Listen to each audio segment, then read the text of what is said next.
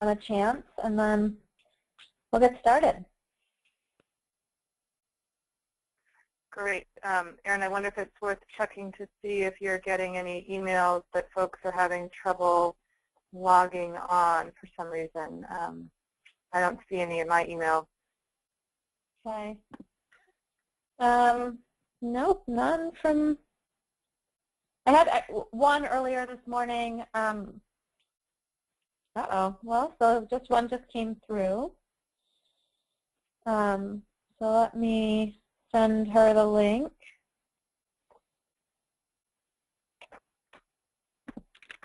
Heather Thomas has just joined us as well. Hi, Heather. This is Abby Willard at the Agency of Ag.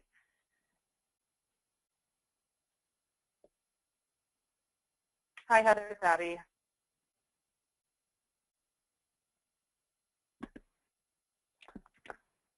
Okay, so let's see. Great, I'm glad we've got Heather.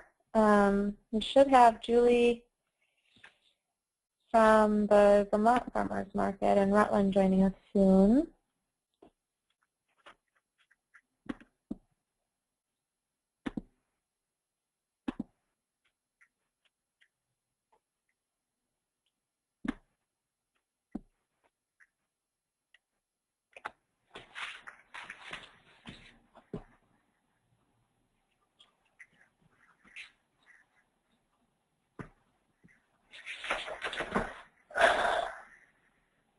Okay, we'll give it one more minute.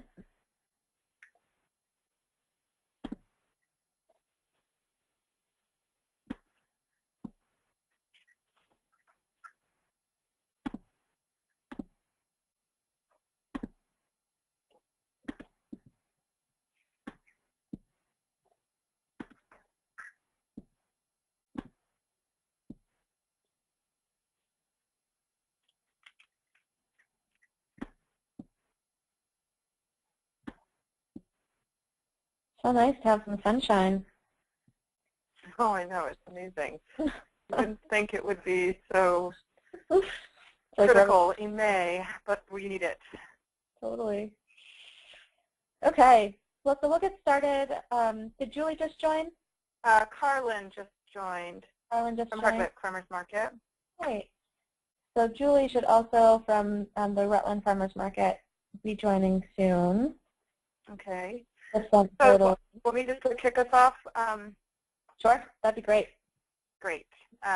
So thanks everyone for joining the EBT at Farmers Market training GoToWebinar. My name is Abby Willard at the Vermont Agency of Agriculture, and I'm joined by Erin Buckwalter from NOFA Vermont and Dan McDevitt from Department for Children and Families. And both Erin and Dan are going to give you more of the content, but I, as the host of the GoToWebinar, thought I would just go through the logistics of how to use this technology best.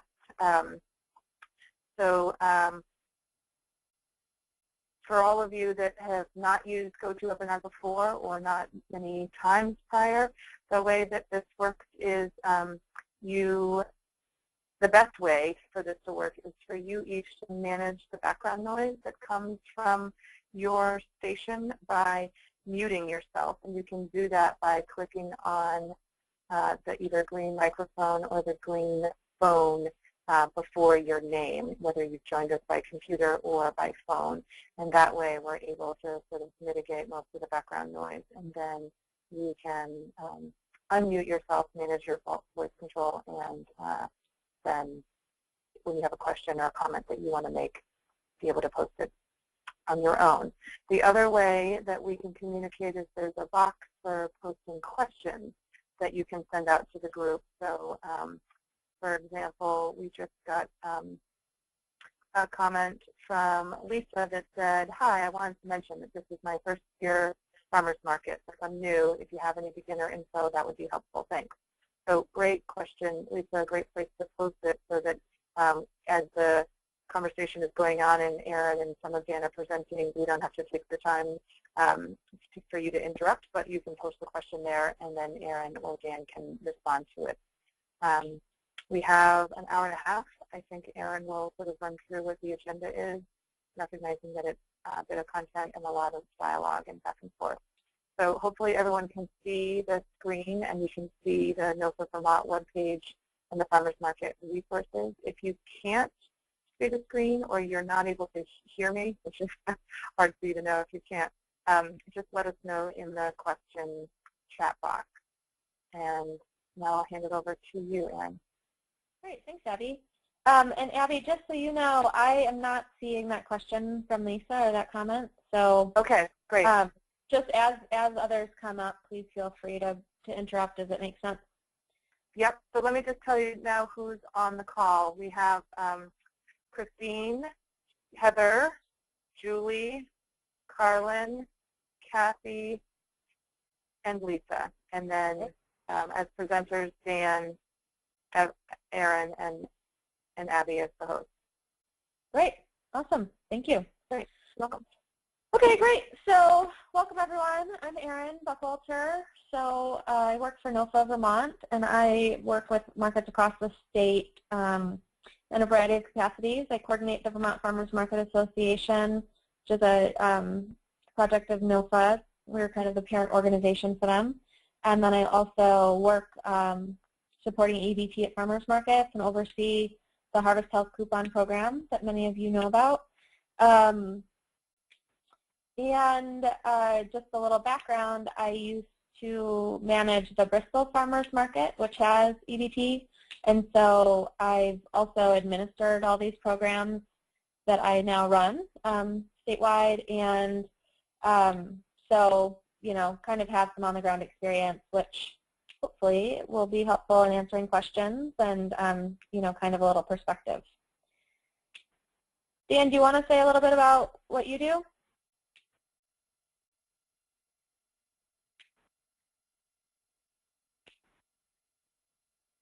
I'm assuming Dan maybe has muted himself and is trying to figure out how to unmute. Sorry about that. I had myself muted on my phone and on the screen, apparently. So my name is Dan McDevitt. I'm the EBT director for the state. I'm here to help you guys with equipment problems and hopefully any advice that I can give. So. Great. Thanks, Dan. And Abby, did you say a little bit about what you do, or would you like to? I didn't. I'm happy to. So I'm Abby Willard, Vermont Agency of Agriculture, Local Foods Administrator. I support the work primarily that Erin and NOFA play as the lead organization up for direct-to-consumer relationships with farmers markets and CSAs, but the Agency of Agriculture sits on the EBT working team that both Erin and Dan, as well as Hunger Free Vermont and UVM also participate in. We provide funding resources to farmers markets, including an annual carve-out from our Working Lands Enterprise Fund that goes to supporting the Harvest Health Coupon program and purchase of new EBT machines or repair of broken or damaged machines. We've in the past provided funding for capital improvement projects at farmers markets. There's a legislative pass-through that's been NOFA administered and help with a bit of promotion to the Vermont promotion funding for the Vermont Farmers Market Association, and also advise the Vermont Farmers Market Association on legislative relations. So play a support role and always happy to provide financial assistance and support a really great technical assistance team. Awesome. So Abby alluded to our working group. So starting in 2007, NOFA Vermont and some other agencies started working with farmers markets to get EBT at farmers markets. And so Abby mentioned she sits on the working group. Dan and I sit on the working group. My coworker, Michael Good, who's not with us today, he sits on the working group. Mary Carlson, who runs the Farm to Family Coupon Program, many of you know her, sits on the working group. And then Angela Smith-Jang from Hunger Free Vermont. And Angela's role is really, she does a lot of outreach and promotions. And so later on today, I'm going to talk a lot about an outreach toolkit she developed for us. And she couldn't be here today, so I'll be sharing that with you. So the basic agenda for today is, really to just give you a framework for, who kind of in the state supports different things. So kind of this working group is the group of folks that you can be in touch with. I'll give a quick update on our Harvest Health Coupon Program. I want to go over the outreach toolkit that I just mentioned, talk a little bit about funding and market reimbursement, and then have time to answer some questions.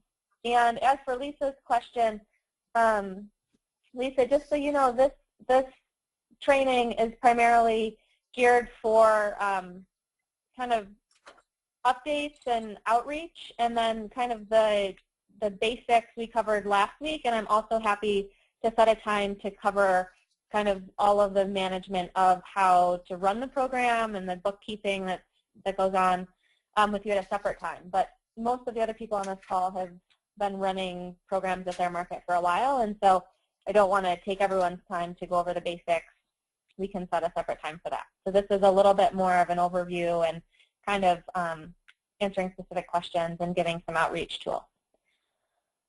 So I guess the first thing that I'll show you all is, so we're all looking at the screen, and you see the NOFA Vermont homepage. So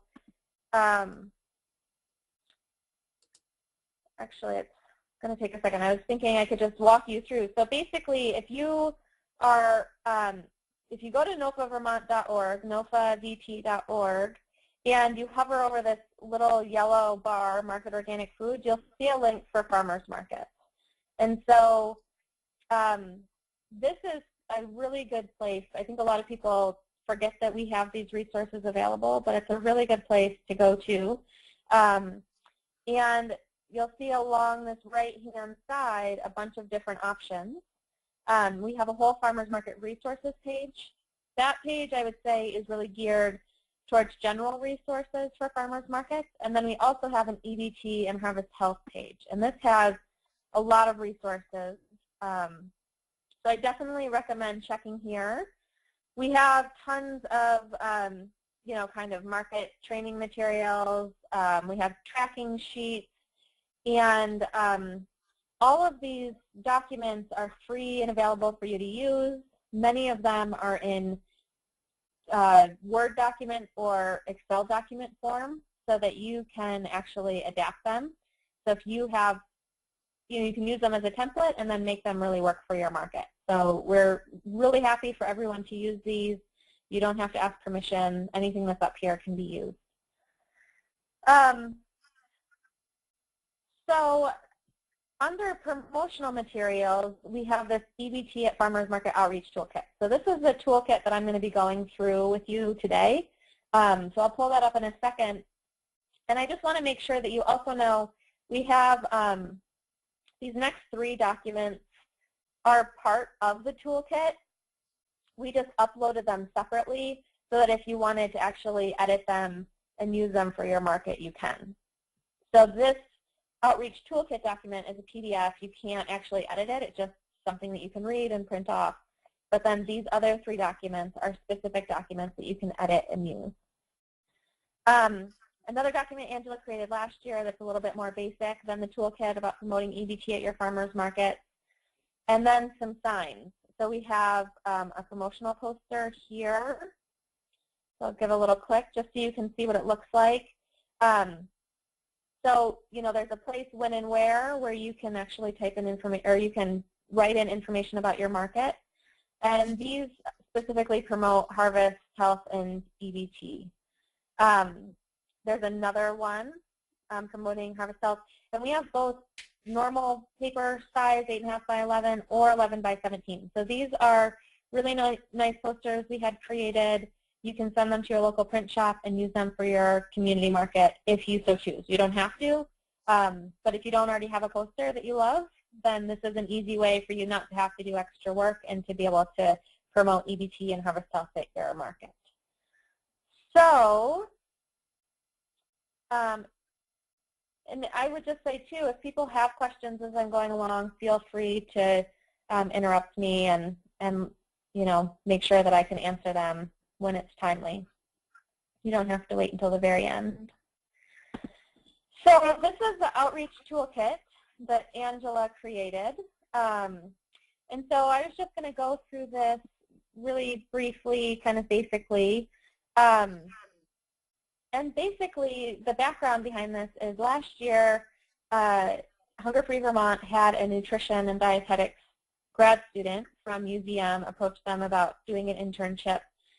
She's based in the Burlington area and wanted to kind of work in the Burlington area and was really interested in promoting EBT at farmers markets. So she piloted an outreach program for 3 markets in the Burlington area.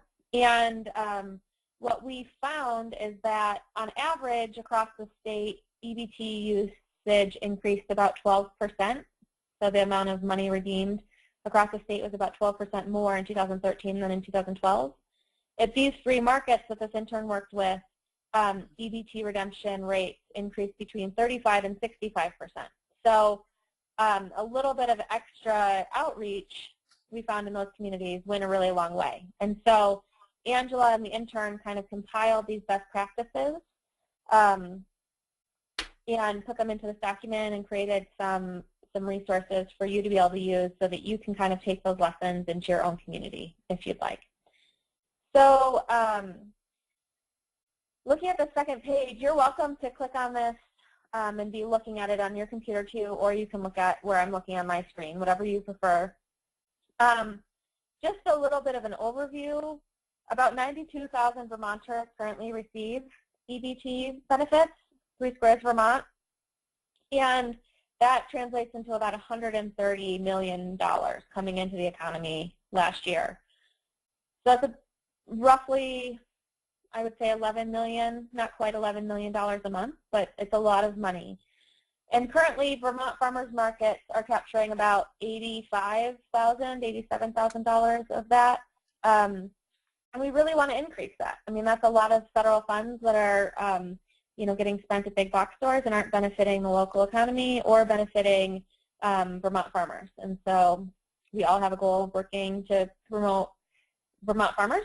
And so if we can strengthen EBT at farmers markets, that's one way that we can make Vermont farms more viable.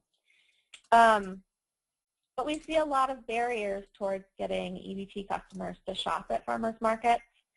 So one key barrier I think that's really interesting is that a lot of EBT customers, the average length of time that they're in the program is less than a year around the country.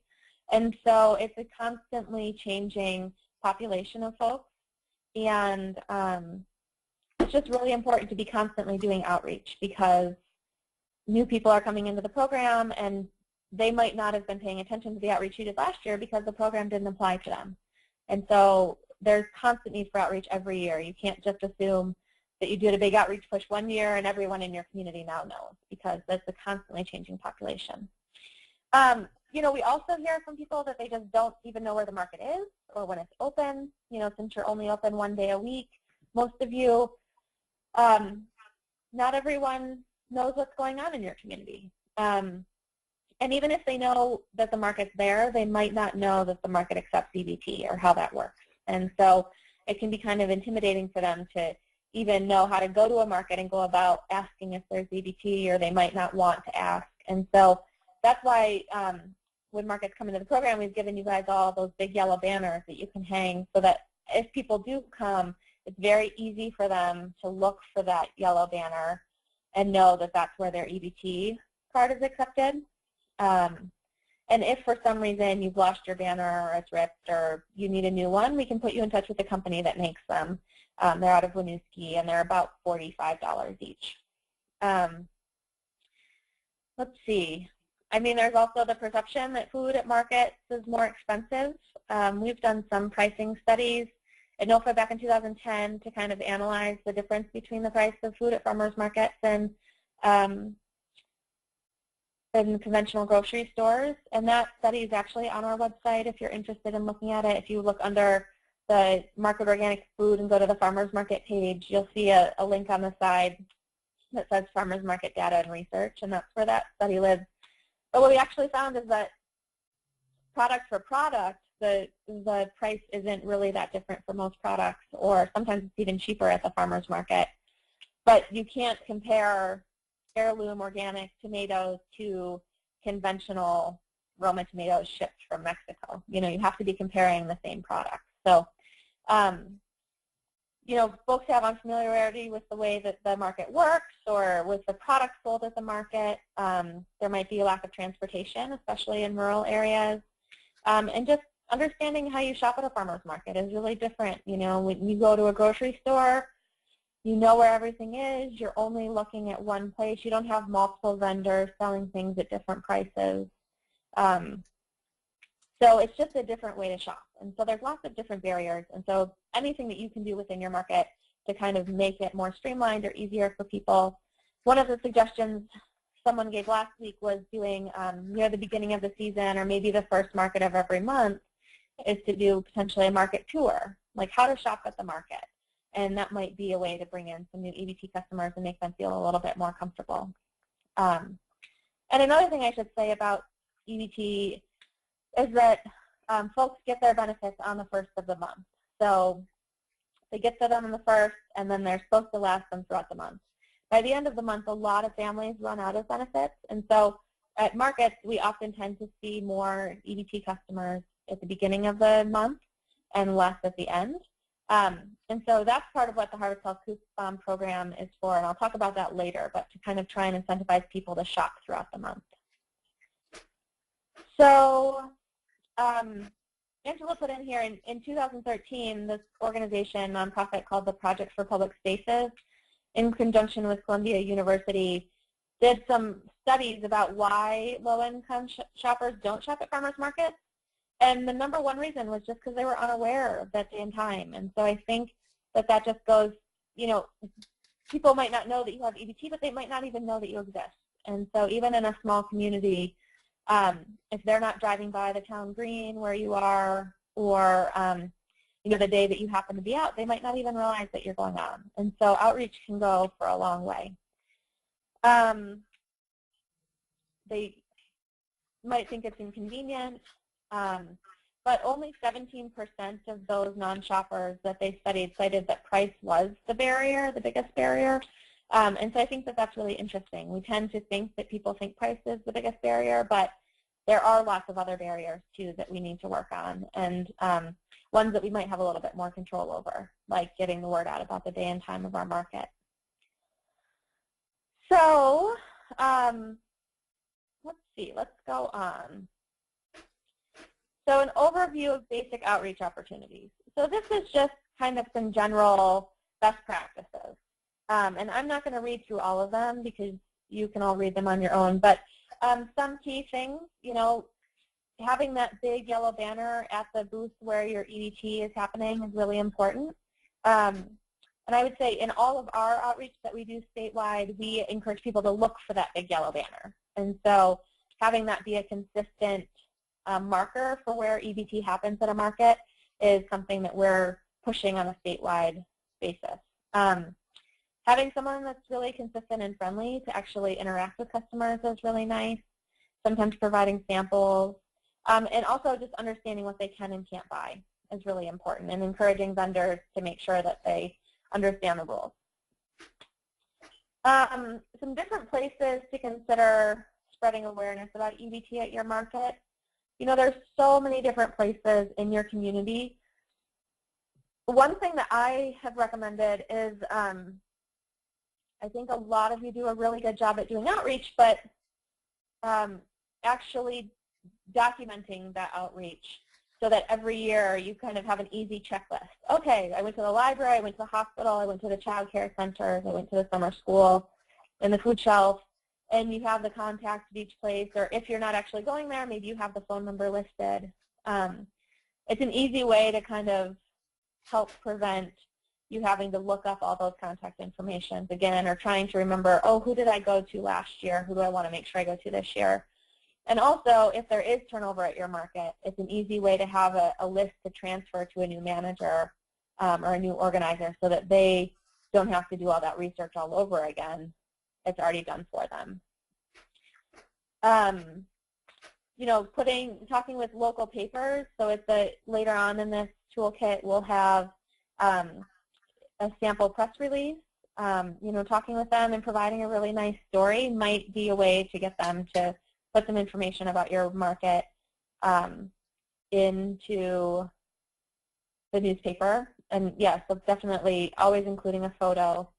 And also, making sure that you're always putting EBT as accepted on all of your marketing materials. So if you're putting an ad in the newspaper, if you're putting something on your social media or your website, just having EBT accepted here is really important.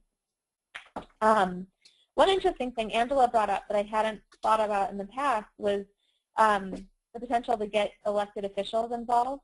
And so Angela said in the communities that they worked in last year, they worked with the markets and sent letters to all of their Congress people, or state legislators and senators, and to let them know that this market was happening, this is when, and they had really good support from those key leaders in the community, and just generated some more buzz talking about it. And those people, knowing what was going on, knowing when the market was happening, knowing that accepted EBT was a really important relationship. And then if possible, we all know that you're all super busy. So are there different types of volunteers or interns that might be able to help you do some outreach? Ideas that came up at the training last week were potentially working with high school students that need volunteer hours or community service hours. They're a really great group to tap into. If there is a local college nearby you, checking and seeing if there is a student that might want to volunteer with you, or might be able to get credit to actually work on a project with you. And then service agencies are another big group. So we do some general outreach to all the service agencies, like the community action agencies and the agencies on aging around the state. But what Angela and her intern found was that actually going there and tabling was way more effective than just giving them a call and sending some brochures along.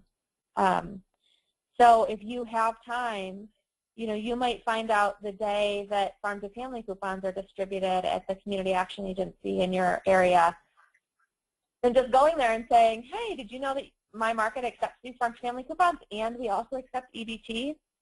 It's a really great way to have a face-to-face connection with people. And we also have found that the way that people hear mostly about EBT at farmers markets is through word of mouth. So encouraging people to share that information with their friends. Is that something, hey, do you want to tell your friends to come next week? Kind of just sharing that information is way more effective than putting a poster up in a central place in your community, because people really tend to kind of trust when their friend says, oh my gosh, I went to the farmer's market, it was so great, and they accept EBT. Did you know that? That's so cool. Why don't you check it out? So those are some ideas. And then if transportation is an option or is a barrier, developing relationships with those local transportation providers. I know Angela is saying she had a conversation with one of the, I'm trying to remember what community it was. Hunger Free Vermont organizes hunger councils around the state in every county, I think, and in one of the counties, the transportation agency was there, and they were really interested in trying to figure out ways to help low-income customers get to the farmers market. And so some transportation agencies might be interested in offering free passes for people to go to the farmers market, or there might be ways that they would be interested in working with you. So if you see transportation as a barrier, that's definitely something to try and build a relationship around. And then Angela just noted here to share your success. So we're constantly hearing from different markets things that they've tried that have worked, or things that they've tried that haven't worked. But as you're learning what's working in your community, share it back to us. Post it on the Vermont Farmers Market Association listserv. Figure out a way to share that success with other farmers markets so that they can learn from what you've been able to really do well in your community. So here, Angela just did a couple kind of case studies. So the first one is talking about the intern that Angela worked with last year that I was mentioning earlier. They worked with 3 markets, Old North End, New North End, and Winooski. The intern put flyers all around town in very non-traditional locations. She did presentations or tabled at 20 occasions in local areas, such as the food shelf, at WIC Farm to Family Days, housing sites, etc. And as I mentioned, we saw a huge increase at these 3 markets for EBT redemptions. And so this year, Angela has been approached by interns both in Chittenden and Windsor County to kind of continue this work. So if you're in one of those counties, getting in touch with Angela and seeing how she can connect you. And if you hear someone in your community that maybe is home from college and would really love to do a project like this but doesn't want to have to commute, Angela might be able to set them up with an internship in your county, and then they could work with your market or a group of markets in your area to help promote EBT. And then another great example of success story was down in Brattleboro. The Brattleboro market collaborated with the Youth Horticultural Project, which is a project of UVM Extension. And they worked and they had a grant to kind of work on this to support EBT and debit at their market a long time ago. And they had youth working at the market and running the machine, and they created all kinds of resources and a manual. And so the manual is linked here, so you're definitely welcome to look at this. And another thing that I thought was really nice that Angela brought that they had created was they had taken a single sheet of paper and folded it into quarters, so it was a little booklet. And it had information about how to use EBT at farmers market. And then when you opened it all the way up, it actually had a map of all the locations in Brattleboro where people could use their EBT card, including the farmers market, but also including different stores. And so it was just a really nice resource for people, a nice visual, something you can hand out very easily. So from 2009 to 2010, Brattleboro farmers market sales were more than double any other market in the state. So they definitely had some really great success, and using going to this link and looking at their manual might provide you with just some more ideas. So here we've got contacts, and so I mentioned contacting the community action agencies, maybe thinking about trying to set up a time where you could go table. So here are some different contacts for folks that are all up to date. So we kind of did some of that research work for you, so you don't have to try and figure out who to call. And then the area agencies on aging, you can call the senior helpline, and they'll connect you, directly with the local one in your area. So for templates, we've been working on creating a lot of materials. A lot of them are attached in here, and so you can definitely print them off. We've got a newsletter article, template emails, community leaders. One thing to know is that for folks that have EBT, there's a website called VermontFoodHelp.com, and that is the place where it's kind of the resource that anyone that might be eligible for getting 3 Squares Vermont benefits or is curious how that would work, that's the website they go to. And on that website, we also host a map of all of the markets in the state that accept EBT and Harvest Health coupons. And so this is kind of one quick go-to resource that kind of one website that most 3 Squares Vermont users know about, and a good way to get the word out. And if people don't have internet, we also have collaborated with the United Way, and they have their 211 phone service where people can call and ask questions about any different types of kind of social service questions. And they can also call that and ask about if there's a farmer's market near them that has EBT or has Harvest Health coupons. And so all of that information has been given to Vermont 211 too. So then there's just information or contact information. So if you have questions about any of these outreach materials or, kind of how Angela's been working with different folks in different communities, there's her contact information there. Mine and Michael's contact information is down here. And you also see Dan McDevitt, EBT Director for the state, or Mary Carlson, who runs the Farm to Family Coupon Program. So kind of one quick and easy resource where all of this information lives. So here's a sample newsletter article, you know, an easy way you can kind of fill in the blanks. Here's a poster, and so Angela, that's one of the documents that you can download separately. You would just insert the name of your farmer's market, the day and time and specific location, and you could just have this printed off. If you have Publisher, this document is something that you can edit. If you don't have Publisher on your computer, you can be in touch with Angela, and she can quickly you know, enter your market information and send you a PDF. So some computers can edit it, some can't. Here's a sample email to community leaders and elected officials just to let them know and encourage them to help spread the word. So that's a really great resource. So does anyone have any questions about the toolkit before we move on?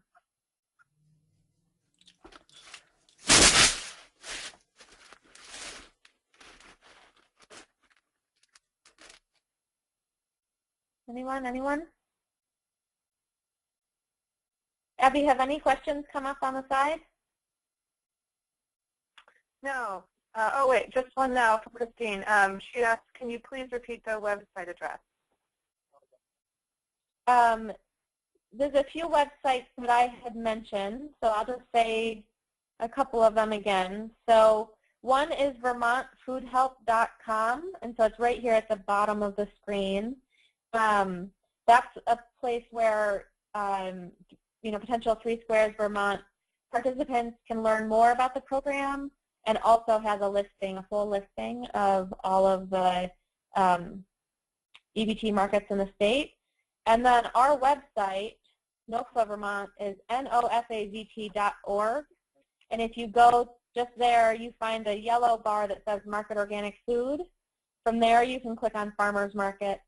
And from there, on the right-hand side, is a list of resources for farmers markets, including an EBT and Harvest Health page, which has most of the different resources I've just told you about today. Are there any other questions?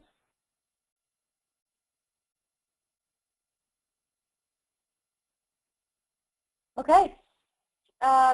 So the last couple things on the agenda are just a quick funding update for market reimbursements, and then also the Harvest Health coupon program update. So for funding, as Abby mentioned before, the legislature appropriated $13,500 to the agency that has gone to the Department for Children and Families to support EBT at farmers markets. And so that covers the monthly fees that farmers markets incur for this program, and also, you know, if your machine breaks and it's out of warranty, it potentially covers those replacements. And so the way that that works is for markets that have been in the program for more than 2 years. After you've been in the program for 2 years, you'll start receiving invoices from FIS. So FIS is the service provider of the EBT wireless service.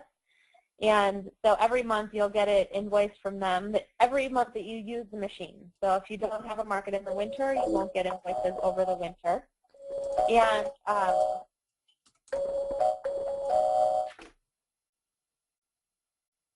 sorry about that. So Heather, a little bit of background coming from you that I'm muting you, but I was just afraid that then you might have actually had a question, and because I'm manually muting you that you would not have been able to ask it. So I'll manually mute you and then just check back in a minute to see if you've muted yourself by clicking on the green microphone next to your name on the sidebar. Sorry, Erin, go ahead. Yeah, that's all right. So every month that you use the machine, you'll get a $45 invoice for the actual using kind of the cell phone reception that it takes to run the machine. So all the machines are run on the Verizon cell phone network. So that's a $45 monthly fee. And then every transaction also carries a fee. So for EBT transactions, it's 10 cents per transaction. And for debit card transactions, it's 40 cents per transaction. At the end of the season, you submit those invoices. Dan has a cover letter that kind of totals up how much money you would ask back for. And you would submit copies of those invoices. You can request reimbursement for the $45 monthly fee and also the 10 cents per EBT transaction. The state can't cover the 40-cent debit card transaction, so that's something that a lot of markets charge a transaction fee, just like an ATM would, of $1 or $1.50 or $2, and that can help cover that 40 cents per transaction fee and also some of the other costs associated with running your machine. So that 40 cents per transaction for debit is not reimbursed, but like I said, the $45 monthly fee and the EBT transaction can be reimbursed. So typically the invoices are due back to Dan by the end of the middle or end of November. He'll set an end date, and he'll be in touch with you with that reimbursement request form. And I'll also probably follow up closer to the end of the season just to make sure that you got it and you don't have any questions. So that's an important thing to know. That's a great way, if your market has enough funds to cover this program and wants to cover it, that's fine. But also if your market's struggling or, maybe your board doesn't see the cost-benefit analysis of maintaining these machines, that's one way that you can make it easier for your market to continue accepting EBT, is by having the state help pay for the cost. Does anyone have any questions on the market reimbursement? Or Dan, do you have anything you'd like to add? No, you've been very thorough. Okay. Questions? Okay. And as you have my contact information, so if questions come up outside of this call, you can always get in touch with me. And if I'm not the right person to answer your question, I'll help figure out who is. So the last thing I wanted to talk about was just a quick Harvest Health coupon update. So the Harvest Health coupons are a double value coupon program that match what folks spend on EBT up to $10 per market day. So most of you have managed this program before, but basically, if you haven't, the way that it works is when someone comes to you and swipes their EBT card, it matches what they spend up to $10. So if they ask for $4 in EBT, you can give them $4 in Harvest Health coupons. If they ask for $10 in EBT, you can give them $10 in Harvest Health coupons. You can't give them more than $10 per market day. And the coupons come in $2 increments. So if they got an odd number of money, if they got $5 off their EBT card, you would match it with $4 in Harvest Health coupons because you can't actually do $5. So we match to the kind of round down. The program starts July 1st and runs through the end of the season. So the last coupons will expire October 31st or whenever your market ends, if it's before that. Each market has a stamp, so before you hand out the coupons to the person that's getting the tokens and the coupons, the EBT customer, you stamp the front of your coupon with your market's name. And so just like your market only accepts tokens from your market, you also only accept coupons from your market. So if you have vendors that also vend at other markets and they try and turn in coupons from a different market to you, you can't accept them. You need to turn them back to the vendor and have them give them to that other market. My colleague, Mike Good, who I mentioned earlier, his contact information is on that toolkit sheet. He is going to be administering the Harvest Health Coupon program this year. So instead of always contacting me, you can contact him with questions. I'll be around too, but he is going to take the lead this year. And so in mid to late June, you'll receive a packet from him with all of the contract and the information about how the program works, and also your initial batch of coupons. we base how many coupons we give you based on how many you redeemed last year, and then you can always request more until the coupons are gone. So this year we have a budget of about $22,000 worth of coupons that we'll send out to markets over the course of the summer. And we expect probably about $19,000 of them to get redeemed. So the maximum amount of coupons that we'll give any one market is $1,500 this year, which is up from $1,200 last year. And let's see what else.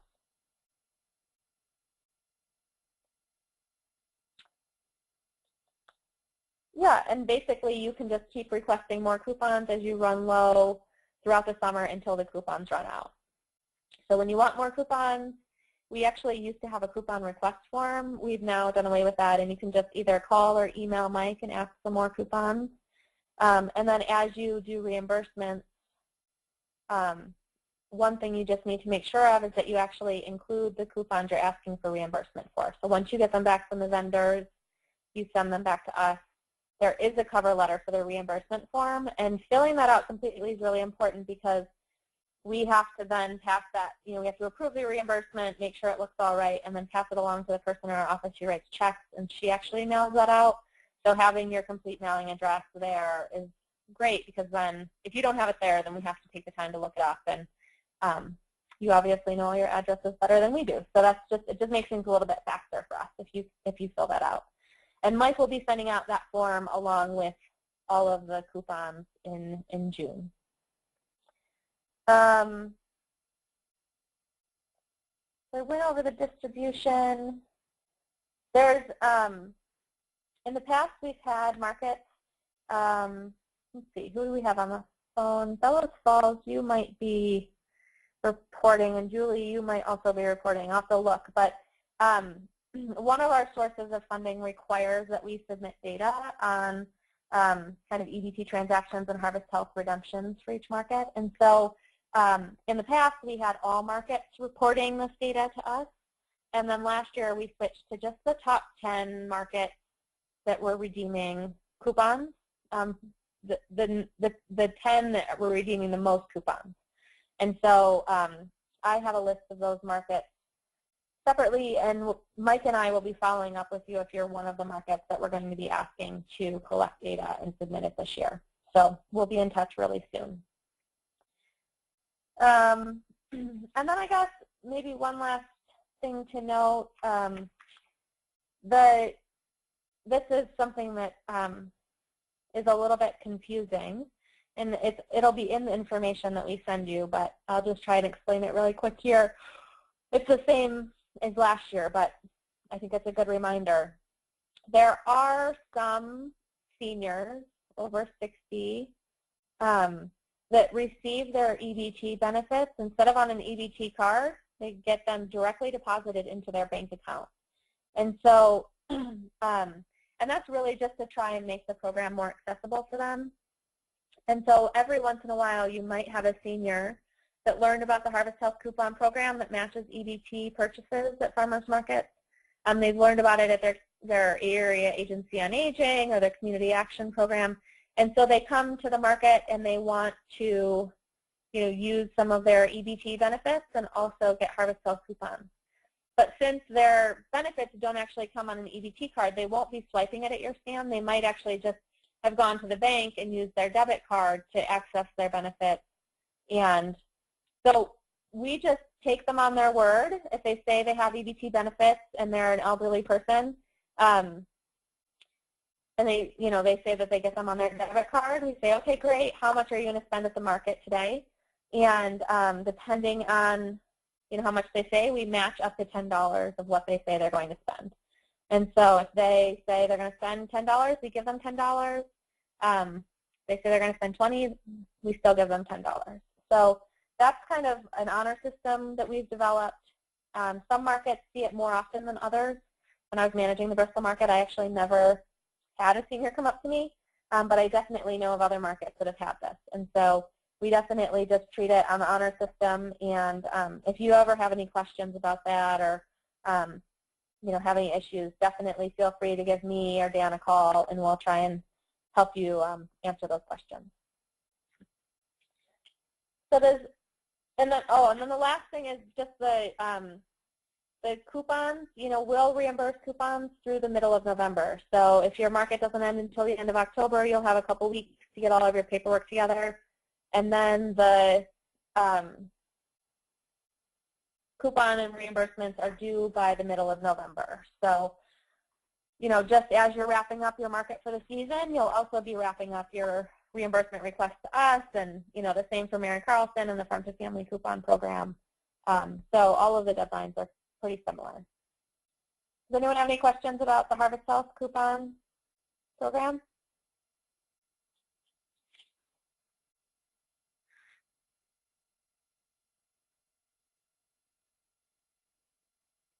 Abby, have any more questions come up? Yes, no one's posting anything. This is a quiet group today. Yeah. Okay. Well, so, when we had the in-person training, there was a lot of time for questions and answers and networking. I'm happy to open it up now, and if anyone wants to, ask any questions and get some feedback from other markets that are on the call, that's totally fine. If you don't have any questions, that's fine too, and you can log off. As I said, all this information is on our website, so you're welcome to go there. And then as you have questions or if things come up throughout the season, definitely feel free to be in touch with me. So we're opening it up for questions and comments.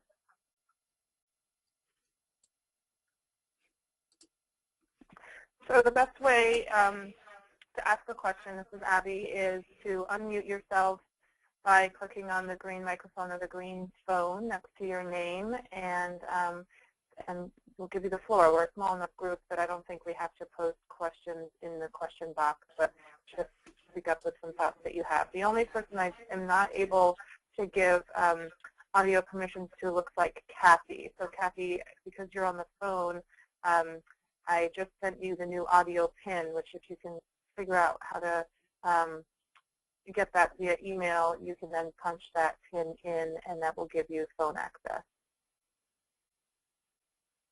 Anyone have any questions for Erin or Dan or in general about EBT Harvest Health coupons at farmers markets?